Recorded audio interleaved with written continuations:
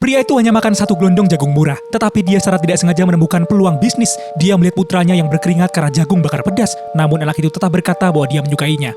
Pria itu menyadari bahwa orang-orang di sana sangat menyukai makanan pedas. Mereka menambahkan saus pedas ke hampir semua makanan. Jadi, dia memutuskan untuk membuat keripik kentang pedas.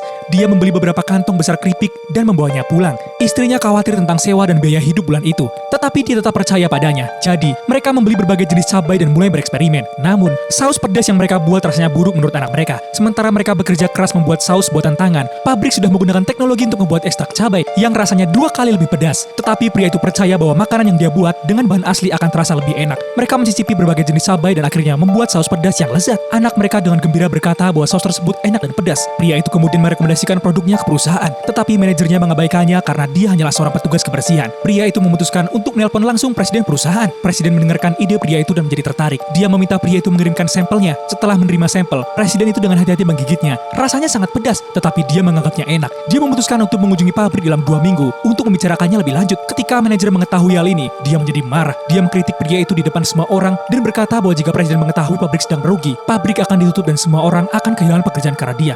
Pria itu mulai meragukan dirinya sendiri. Dia pulang dengan perasaan sedih. Istrinya masih mendukungnya dan berkata bahwa dia bisa sukses. Pada hari kedatangan presiden, pria itu mengenakan jas yang rapi dan pergi ke pabrik untuk presentasi. Tetapi dia tidak mengerti istilah teknis, jadi dia membuang skripnya dan berbicara dari hati. Direktur pabrik mengajukan pertanyaan teknis. Pria itu tidak bisa menjawab dan ditertawakan. Tetapi presiden tetap memutuskan untuk berinvestasi pada produk tersebut. Tak lama setelah itu, produksi keripik pedas dimulai. Tetapi pelanggan tidak membelinya. Produk tersebut menjadi gagal. Direktur memilih untuk menghentikan produksi dan memberitahu pria itu untuk bangun dari mimpinya. Pria itu merasa putus asa. Dia merasanya seorang yang rendah yang tidak akan pernah berhasil. Kemudian anaknya berkata bahwa tidak ada yang pernah melihat iklan untuk keripik pedas itu. Pria itu akhirnya mengerti masalahnya. Dia menghubungi teman-teman lamanya yang pernah menjadi anggota geng dan memintanya untuk membagikan sampel gratis di jalanan. Kemudian pria itu dan keluarganya pergi ke supermarket dan membeli semua keripik pedas dari rak. Ketika pembeli lain mulai penasaran, pria itu memanfaatkan kesempatan itu untuk mempromosikan camilan tersebut. Orang-orang mulai tertarik dan membeli produk itu dengan sangat antusias. Ketika presiden melihat laporan penjualan kuartal pertama, dia bertanya kepada direktur pabrik berapa banyak uang yang dikeluarkan untuk iklan. Ketika dia tahu bahwa tidak ada anggaran iklan sama sekali, dia memutuskan untuk meningkatkan produksi. Kali ini, targetnya adalah 5 juta kotak. Setiap lini produksi di pabrik mulai beroperasi. Pabrik yang dulunya hampir tutup itu, akhirnya memperkerjakan kembali para pekerjanya. 6 bulan kemudian,